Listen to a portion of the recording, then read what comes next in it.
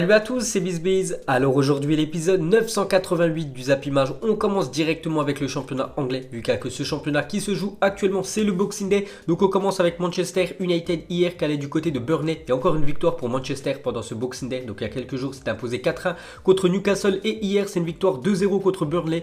Et une fois de plus, la doublette offensive de Manchester a marqué un Martial un but et Rashford aussi un but. Donc Manchester United s'impose et monte à la 5e place. Donc c'est très bien pour l'équipe de United. Et pour finir avec cette équipe de Manchester, donc officiel, Lingard termine donc l'année 2019 en ayant été décisif aucune fois. Donc pour lui, sur cette année 2019, c'est quand même 0 but, 0 passe D. On avait parlé il y a quelques jours que c'était des stats très moyennes pour le milieu offensif anglais. Donc il restait encore 2 matchs, donc les 2 derniers matchs de Manchester. Il n'a pas marqué ni de passe D, donc une année blanche pour Lingard, le joueur de Manchester. Ensuite, cette fois-ci, on va parler de l'équipe de Tottenham qui se déplaçait hier du côté de Norwich et score final 2 partout pour les Spurs. Donc ça arrange pas trop les affaires de José Mourinho. Donc l'entraîneur portugais a fait une déclaration, il a juste parlé de Ndombele, l'ancien lyonnais, hier qui a fêté ses 21 ans.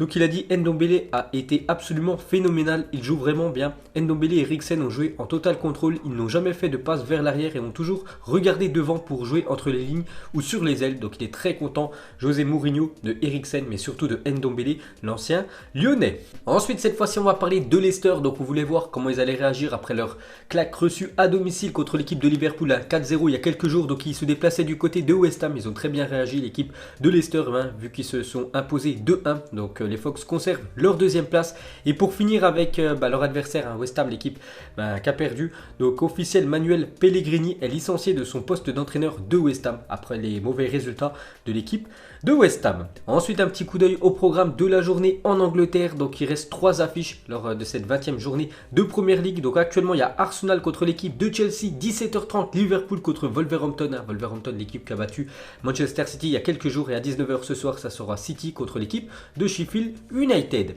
Ensuite, une déclaration de Jürgen Klopp sur Adama Traoré, vu que Liverpool cet après-midi son équipe joue contre l'équipe de Wolverhampton. Donc il a dit il est encore si jeune et a désormais trouvé le bon entraîneur. Il était déjà exceptionnel au Barça. Il est tellement rapide, probablement le plus rapide de Premier League. C'est vrai que déjà rien que dans le jeu FIFA, c'est lui qui a la plus grosse note en rapidité. Adama Traoré, on sait que c'est un sacré buff. Il a fait une grosse impression contre l'équipe de Manchester City. Donc on peut voir que Jürgen Klopp et l'équipe de Liverpool aura un œil sur lui cet après-midi. Ensuite, pour continuer avec les Reds de Liverpool, donc on sait qu'ils enchaînent tous les 3 jours quasiment un match à l'équipe de Liverpool. Donc de temps en temps, il faut laisser les joueurs cadres au repos. Donc officiel, Liverpool rappelle Nathaniel Phillips de son prêt à Stuttgart en 2e division allemande. Donc ils ont fait un communiqué officiel d'équipe de Liverpool. Donc le Liverpool FC a maintenant demandé que le prêt du défenseur central soit résilié prématurément en raison de la situation serrée de son effectif dans les semaines à venir. Vu que, comme je dis, Liverpool joue quasiment tous les 3 jours. Donc de temps en temps, il faut laisser les joueurs cadres se reposer un petit peu. Donc c'est pour ça qu'il rappelle un joueur prêté, les gars. Donc c'est Nathaniel Phillips qui retourne du côté des Reds. Ensuite, des nouvelles de Carlo Ancelotti avec son nouveau club de Everton. Donc pour ces 2 premiers matchs, c'est quand même 2 victoires pour Carlo Ancelotti. Hier, son équipe s'est imposée du côté de Newcastle.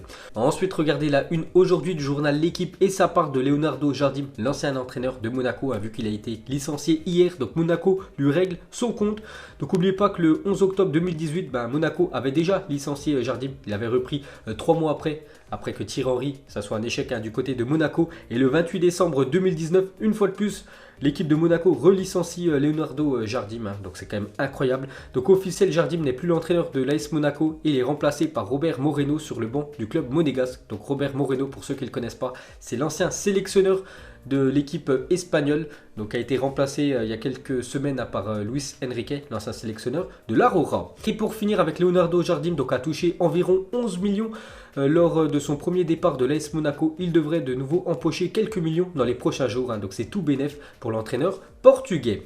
Ensuite, regardez le top 10 des sportifs les mieux payés de la décennie, donc depuis 2010 jusqu'à cette fin d'année à 2019. Donc le premier sportif, donc c'est un boxeur, c'est Mayweather, pour ceux qui le connaissent, donc plus de 825 millions d'euros il a touché. Donc deuxième et troisième position, c'est les 2 seuls footballeurs dans ce top 10. C'est Cristiano Ronaldo à la 2e position avec 721 millions d'euros. Donc là on compte les salaires qu'il a touché avec le Real Madrid et la Juventus sur ces 10 dernières années, mais surtout ses sponsors, surtout Nike qui donne beaucoup d'argent à Cristiano Ronaldo chaque année. Donc voilà, CR7 a touché plus de 720 millions d'euros. Donc il doit avoir certainement une fortune de plus de 1 milliard d'euros. Parce que bien évidemment, avant 2010, il touchait de l'argent. Et Lionel Messi en troisième position, donc avec l'équipe du Barça et aussi avec tous ses sponsors. Je sais qu'Adidas verse beaucoup d'argent à l'attaquant argentin. Donc voilà, c'est quand même des fortunes monstrueuses. Ensuite, on revient sur Cristiano Ronaldo qui a fait quelques déclarations. Donc on commence avec: gagner partout où je suis passé n'est pas un hasard. Quand tu es champion, tu gagnes toujours. Sans travail, dévouement et passion, tu ne peux pas gagner tous ces titres, battre ses records ou avoir ses statistiques. Donc il dit qu'en gros, c'est un gros bosseur. On le sait tous que Cristiano Ronaldo, c'est le travail en priorité. C'est pour ça que c'est l'un des meilleurs joueurs de l'histoire du football. Ensuite, pour continuer avec CR7, il parle de son fils Cristiano Junior. Donc me met la pression parfois et me dit: papa, tu as encore quelques années qu'on puisse jouer ensemble. Ça va être difficile, même si j'ai encore quelques années à donner. Donc actuellement, son fils, il a 9 ans, il est né en 2010. Donc ça va être compliqué quand même pour que les deux jouent sous le même maillot. Mais on ne sait jamais les gars. Donc vraiment, si il atteint le monde professionnel, il joue son premier match pro à 17 ans, le fils de CR7. Donc Cristiano Ronaldo, lui, aura 42 ans. Donc à voir bien sûr si les deux joueront un jour sous le même maillot. Donc ce serait très beau de voir Cristiano et son fils lors d'une rencontre officielle. Et pour finir avec la star portugaise, il parle aussi de sa vie future quand il arrêtera de jouer au foot. Donc il a dit: je me prépare pour une nouvelle vie dans laquelle je veux participer à de nouvelles choses, améliorer mon anglais et faire un film à Hollywood. Donc c'est les deux objectifs de CR7 plus tard. Ensuite les gars, on va parler de Eden Hazard, a subi 1030 fautes depuis le début de la décennie en championnat. C'est énorme, 1030 fautes qu'a subi l'attaquant belge. Donc c'est 233 de plus que tout autre joueur du top 5 européen. Donc voilà une sacrée stat sur l'attaquant du Real Madrid. Ensuite on va parler de Arturo Vidal et d'après ABC, Arturo Vidal a déposé une plainte contre le Barça. Pourtant c'est son équipe, mais pourquoi il a déposé cette plainte? Donc le Chilien réclame le versement d'une prime de 2,4 millions d'euros qu'il était censé percevoir en disputant 60% des matchs. Vidal n'a atteint que la moitié de ce quota et réclame donc le paiement de la moitié de cette prime. Donc pour ceux qui n'ont pas compris, en fait, quand il a signé, quand il a quitté l'équipe du Bayern pour rejoindre le Barça, donc dans son contrat, c'était marqué qu'il devait jouer au moins 60% des matchs. Donc actuellement, il a joué simplement 50% des matchs du FC Barcelone. C'est pour ça qu'il porte plainte contre le Barça pour que l'équipe espagnole lui verse cette prime de 2,4 millions d'euros. Et pour finir avec lui, donc il a un accord total avec l'Inter Milan. Donc il devrait quitter l'équipe du Barça soit cet hiver, soit l'été prochain pour un contrat jusqu'en 2022. Le Barça demande un transfert de 20 millions d'euros quand l'Inter propose un prêt avec obligation d'achat de 12 millions d'euros. Donc affaire à suivre. Ensuite, on continue avec un autre joueur du FC Barcelone. Donc lui, c'est officiel, il a quitté l'équipe hier. Donc le Barça prête Carles Alena au Betis jusqu'à la fin de la saison. Donc lui, on le voyait de temps en temps jouer quelques minutes avec l'équipe professionnelle du Barça. Donc il sort du centre de formation Blaugrana. Donc c'est officiel, jusqu'à la fin de saison, il rejoint l'équipe de Nabil Fekir. Ensuite, des nouvelles de Florian Thauvin qui devrait pouvoir reprendre la course à partir du 1er janvier. Un retour à la compétition est espéré pour le 25 janvier pour l'attaquant marseillais qui a loupé toute la saison actuellement de l'OM. Il n'a pas joué une minute en championnat vu qu'il s'était blessé lors d'un match de pré-saison en août dernier. Donc il devrait reprendre l'entraînement collectif avec l'OM. Donc très bonne nouvelle pour le club du sud de la France. Ensuite, une déclaration de Nabil Fekir sur Lionel Messi. C'était sur Téléfoot ce matin. Donc il a dit: je lui ressemble un peu au niveau du style, mais attention, j'ai pas son niveau. Donc voilà ce qu'a dit Fekir sur Messi. C'est vrai qu'avant, quand il jouait du côté de Lyon, il y en a beaucoup qui l'appelaient le Messi lyonnais. Mais bon, bien sûr, Lionel Messi a plus gros talent que le joueur français. Ensuite, regardez les meilleures attaques au cours de la dernière décennie en championnat. Donc l'équipe qui a le plus marqué depuis 2010 en championnat, c'est l'équipe du Barça. 1060 buts pour les Blaugrana, ça fait une moyenne de plus de 100 buts chaque saison, ce qui est quand même énorme. Deuxième équipe qui a dépassé la barre des 1000 buts, c'est le Real Madrid. 1016 buts depuis le début de cette décennie. Le Bayern en troisième position, on peut voir que le PSG, 827 buts depuis 2010. Ensuite, une déclaration de Gignac, il a dit: le Mexicain est noble. Ici, il y a des gens qui ne mangent pas les jours de match pour pouvoir se payer un billet de 200 pesos, qui fait aux alentours des 9 euros, et être tout en haut du stade. Ces gens font partie de mon rêve. Actuellement au Mexique, Gignac, c'est vrai qu'il y en a qui préfèrent se payer une place pour aller voir un match de foot que de manger. Donc c'est vraiment la passion au Mexique pour les supporters.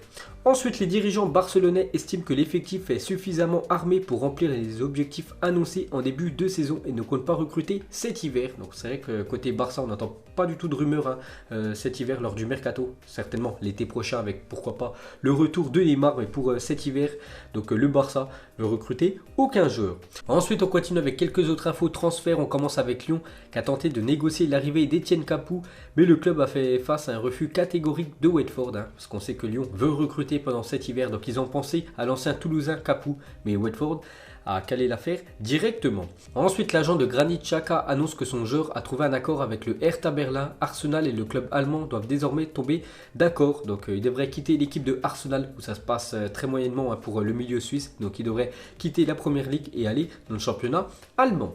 Ensuite, on va parler de Hulk qui a créé la polémique au Brésil après avoir officialisé sa rupture avec sa femme et annoncé qu'il entretenait une relation avec la nièce de son ex-femme. Donc voilà ce qui se passe dans la vie de Hulk. Donc il y a quelques jours, il a divorcé en fait, il a annoncé à tout le monde qu'il avait une relation avec la nièce de son ancienne femme. Donc voilà ce qui se passe dans la vie de Hulk, le joueur brésilien. Et pour finir les gars avec son championnat où il joue actuellement, donc le championnat chinois, donc très mauvaise nouvelle pour la Super League chinoise. Donc ils ont décidé d'imposer un salaire maximum de 49 000 euros par semaine, ce qui fait aux alentours des 250 000 euros par mois.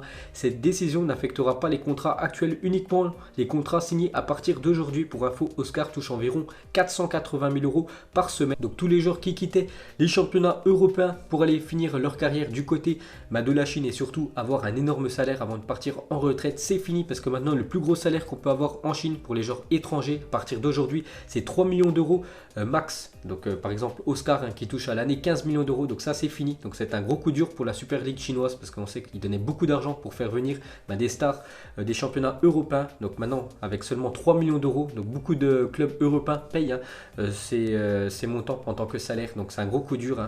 Donc la Super League chinoise, c'est très compliqué maintenant de recruter des stars du football. Donc voilà les gars, la fin de ce Zap Image 988. Donc si ça vous a plu, un petit like et je vous ferai l'épisode 989 demain. Donc moi je vous laisse et je vous dis à la prochaine comme d'habitude. Ciao à tous.